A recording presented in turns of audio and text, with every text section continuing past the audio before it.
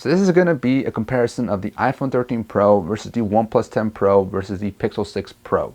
So all of them are Pro models, so they all should be, on par with each other. The Pixel 6 Pro and the OnePlus 10 Pro are $900 retail price, and the iPhone 13 Pro is $1,000 retail price. So it's about $100 more. So is the $100 more worth it to get the iPhone 13 Pro, or should you save that $100 and go for either the Pixel or the OnePlus phone?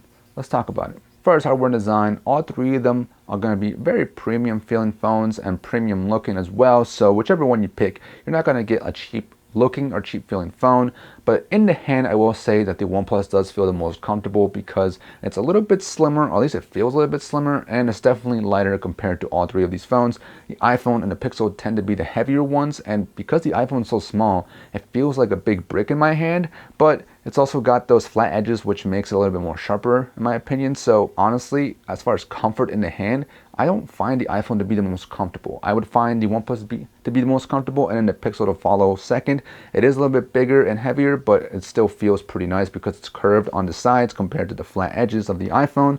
So as far as comfort in the hand, I would definitely pick the OnePlus first, and then the Pixel, and then the iPhone last. But it's up to you to decide that, because some people might actually like that flat edges. It is nice that you can stand it up on its own, but still that's the only plus or positive I see about that. And the camera arrays all look a little bit different. The iPhone and the OnePlus do look about the same because, OnePlus might be copying iPhone, but it doesn't matter. They both look different, and honestly, I don't really care about what they look like. They all look unique in their own way, and I like all of them, so there's not much of a big difference there. As far as the buttons and ports, on the bottom of the charging port, you have Lightning on the iPhone, which is a bit annoying still, just because maybe some people are used to it, but for me, who's been used to using USB-C for pretty much everything, I had to go out and buy a few extra chargers in case I left one at home, keep one in my car, keep one in a backpack or something like that, because I'm so used to USB-C. And then, Androids do have USB-C, so that's no difference there. And they all have dual firing systems for the speaker. The iPhone does sound pretty good, I'm not gonna lie. I've always seen reviews of people saying how the iPhone sounds pretty good with the speaker system, and they weren't lying. It does sound pretty good. The OnePlus and the Pixel don't sound as good as the iPhone, but they also don't sound bad. I would say the Pixel probably sounds the second best, and then the OnePlus is not far behind. It also sounds pretty good as well, but they don't compare to the iPhone. That sounds really good in my opinion. I do want to note how I like the power button and the volume rocker of the iPhone compared to the OnePlus and the Pixel, only because the power button is slightly bigger on the iPhone, and the volume rocker is split up and down compared to the single volume rocker of the Pixel and on the OnePlus. Something about that bigger power button that's nicer, and not to mention the power button on the Pixel 6 Pro does feel clunkier when you're clicking it, especially when I'm using a case. I'm not sure if it's my unit or if it's just me, but it just doesn't feel as nice when you're clicking it. And then the iPhone and the OnePlus do have the mute switcher, which is very convenient when you have to quickly switch your phone to silent or vibrate or ring in a quick fly motion without having to actually go into the phone itself. So like I said, it's very convenient, but I do like the way it's set up better on the OnePlus, because you do have three options. You have vibrate, ring, or mute, versus on the iPhone it's either mute or ring. So I do like that better, because sometimes you're in a situation where the iPhone will still vibrate when it's on mute, so even though it's muted, it still vibrates, and sometimes you're in a situation where you don't want it to vibrate at all. And the iPhone and the Pixel do have an IP68 water and dust resistant rating. The OnePlus doesn't, but I've used the OnePlus in like the shower, splashed it with water, and it's been perfectly fine. So take that with a grain of salt though. And as far as the displays, obviously, like I already mentioned, the iPhone's gonna have a smaller 6.1 inch Super Retina XDR OLED display. It's also 120 Hertz.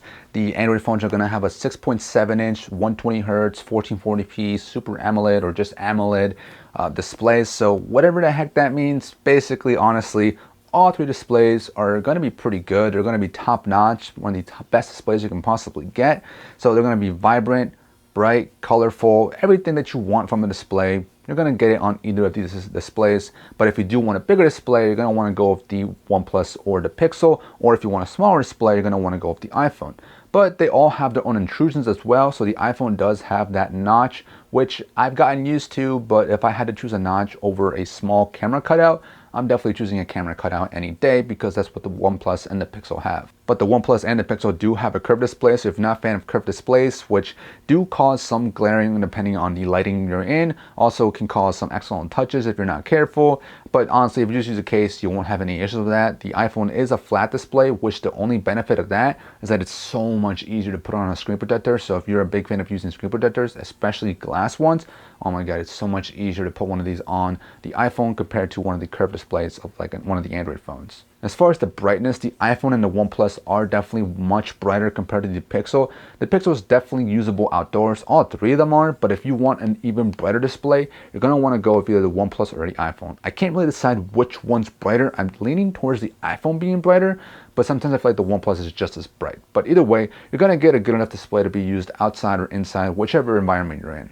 As far as biometrics, the OnePlus 10 Pro is definitely king here because it offers both facial recognition and a fingerprint sensor, unlike the Pixel 6 Pro that only has a fingerprint sensor and then the iPhone that only has Face ID. So comparing the two fingerprint sensors, they're both going to be very fast, but I do find the Pixel 6 Pro's sensor to be a little bit more finicky because if you do a light tap, you likely won't be able to get in. You have to actually hold down for just a slight longer compared to the OnePlus 10 Pro, then it will get you in. And Face ID versus facial recognition, as far as security, Face ID is definitely going to be more secure because I think it's like 3D recognition versus 2D, but they're both pretty fast, and I think the iPhone does have slightly better recognition at different angles, so if you're at a slight of an angle, the iPhone is more likely going to recognize you over the OnePlus 10 Pro's facial recognition. But either way, I definitely like that the OnePlus 10 Pro offers both of those options, unlike these two phones, the Pixel and the iPhone, that just gives you one option. As far as everyday use and performance, it's going to be the A15 Bionic chip with 6GB of RAM versus the Snapdragon 8 Gen 1 with 8GB of RAM and the Google Tensor chip with 12GB of RAM. So what does that all mean? Basically, you're going to get high-end flagship specs on all three devices. My daily usage has been perfectly fine on all three of them. Of course, it's all going to depend on the software too, on how I can do my daily usage and daily activities. But in real life usage, it's all going to be just fine as far as like the actual performance. I haven't had much of an issue where phones are crashing, where the phone freezes. Now, the Pixel did have a rough start at the very beginning. I wasn't getting too many bugs, but I definitely experienced a couple of bugs when I first got the phone. But at this point, it's been updated so many times that I think it's doing pretty well now. It hasn't been much of an issue. I did have one app crash, that being Rocket League, but that happens every time there's like a major OS update. So for some reason, Rocket League isn't fully optimized right away, I think. So it causes the app to crash right away. But still, it doesn't super ruin my experience. It's just a little annoying inconvenience.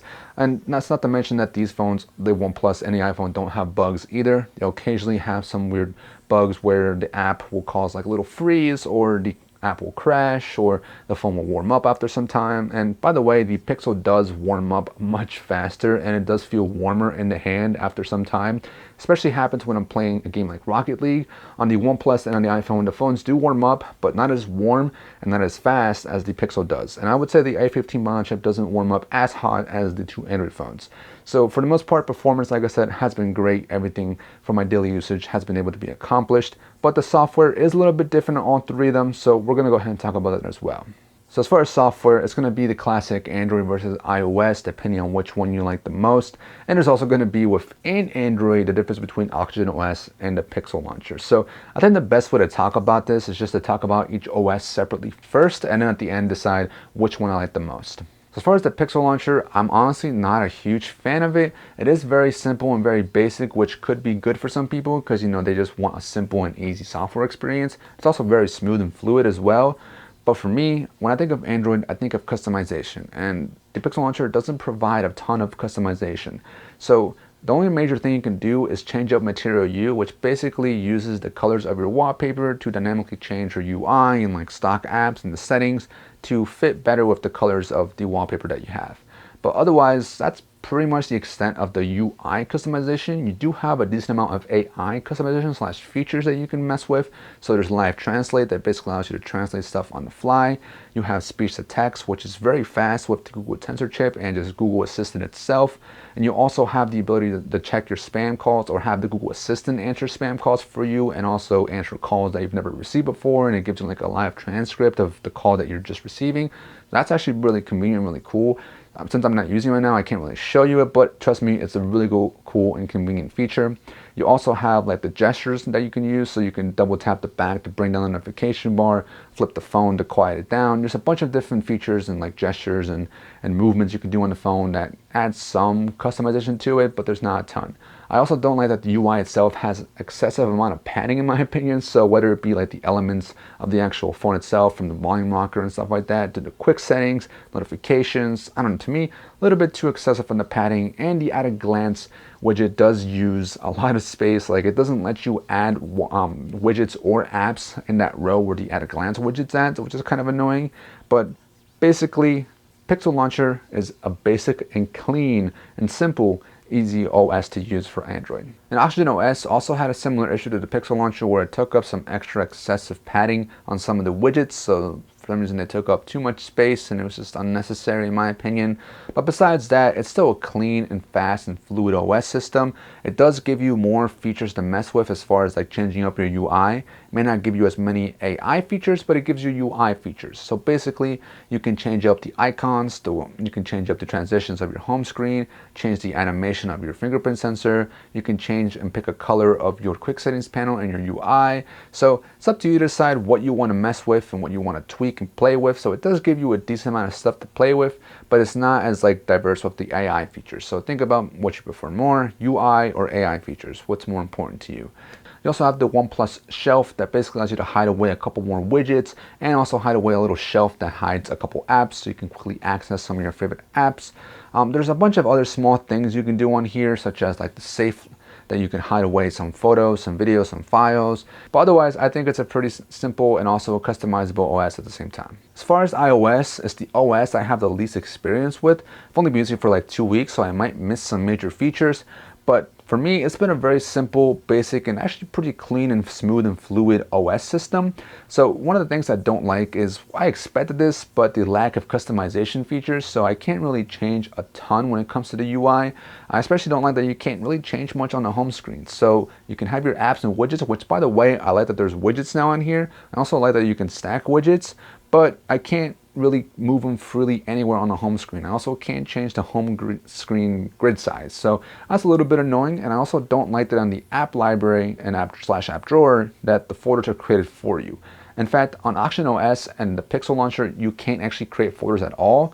So I don't really know which one I find more annoying, the fact that I can create my own folders or the fact that I can't create folders at all.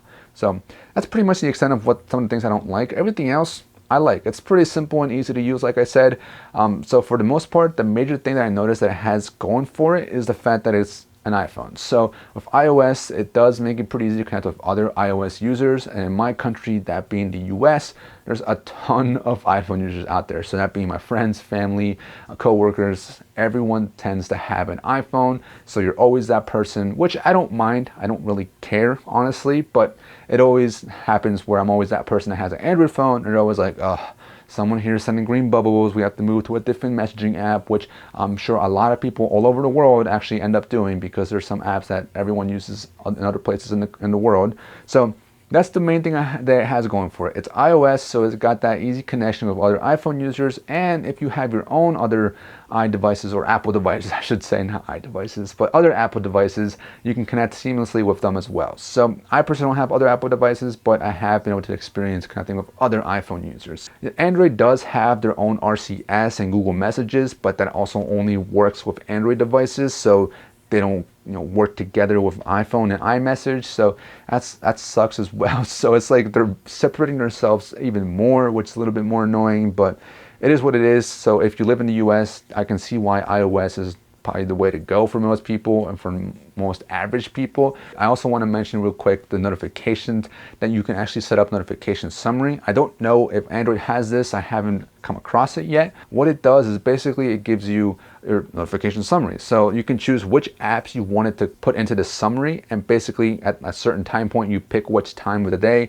or during what time of the day, it'll send you a whole summary of all your notifications from those apps you selected. It's a little bit nice because that means that you don't have to constantly be getting notifications from all your apps. You just get them all all at the same time, which is pretty nice. But pretty much that's it on software and performance.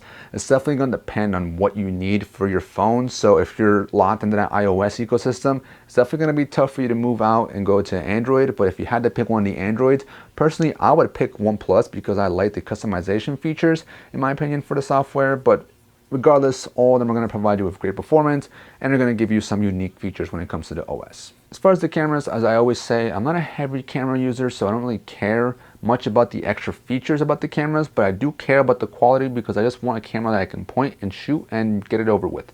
So starting with the front, I will say that they all take pretty decent selfies, but the iPhone does take the cleanest and more natural looking shot, followed by the OnePlus and the Pixel. For some reason, I look a little bit too pale in some of the situations. So this video though, OnePlus takes 1080p, the iPhone and the Pixel take 4K. So off the bat, it's going to be crispier on the iPhone and on the Pixel. And as far as the color, I think the OnePlus looks a little bit in the middle where it's not too vibrant, but also not too natural in the colors. The iPhone looks the most natural to me, and then the Pixel looks the most vibrant to me as far as the color wise. And then moving on to the back, all three of them are going to have a 3-lens system, that being the ultra wide, the wide, and the telephoto. So I did notice that on the iPhone though, it is going to be a little bit wider at 0.5x for the ultra wide compared to the 0.6x of the OnePlus and then 0.7x of the Pixel. I also noticed that if you wanted to like get closer to a subject with the ultra wide, the iPhone was better at that because you could actually focus on an object much closer. But otherwise, when you're moving on to the wide, I did notice that the OnePlus is a little bit more inconsistent in its colors. It doesn't stay color accurate when you're switching between lenses, but the iPhone and the Pixel don't have that issue. But the wide, all three of them look pretty good in my opinion. It's going to depend on your taste and the color profile. So the OnePlus is going to definitely be the more vibrant colored one. The iPhone's going to be like right in the middle, and just know I am using the standard profile photo mode, whatever that option is. And then on the Pixel, it does take a more natural shot. So honestly, in my opinion, all three of them take pretty good shots. I don't have any complaints. It's all going to depend on which one you prefer. And when you're trying to zoom in, definitely the Pixel is going to be the best one when zooming in. It's going to be a more crispier and better quality shot. It does cap out at 20x compared to the OnePlus that caps out at 30x, but it doesn't look that good. On the iPhone, it caps out at 15x, but it looks okay. It doesn't look bad. It also doesn't look amazing compared to the Pixel. As far as videos, I do take them in 4K, so that's what I'm shooting here right now and what you're seeing. But I also have to apologize real quick because I didn't realize that when you moved the video from your iPhone to your computer, there was going to be something going on with like the HDR, I think. And so I have to change up the color profile in Premiere Pro. So what you're seeing isn't going to be exactly accurate to what your iPhone actually shoots. It's going to be close, but not exactly accurate. But trust me, the iPhone definitely does take the better video in my opinion, followed closely by the Pixel, and then after that, the OnePlus 10 Pro. The OnePlus 10 Pro, when you start to zoom in, it just looks terrible because it doesn't actually use the telephoto lens. It uses digital zoom, so 4K doesn't look that great when you digitally zoom. I think the Pixel probably looks the best, and it also can zoom in the furthest at 20x max. You can though move down to 1080p, and the OnePlus 10 Pro will look pretty nice if you're trying to zoom in because it'll actually use the telephoto lens. But on the Pixel then, if you use 1080p, then you won't be able to zoom in further, and you also will lose quality because it doesn't actually use the telephoto for 1080p. So that's a little bit weird in my opinion. I find it kind of funny at the same time. But then there's the iPhone that says, yeah, I'm just good, whatever you choose. So whether you choose 4K or 1080p, the iPhone's gonna look really good in my opinion. And then I also want to mention real quick, Snapchat, with the optimization being better on Pixel and on iPhone, photos and videos are gonna look so much better on the Pixel and on the iPhone compared to the OnePlus.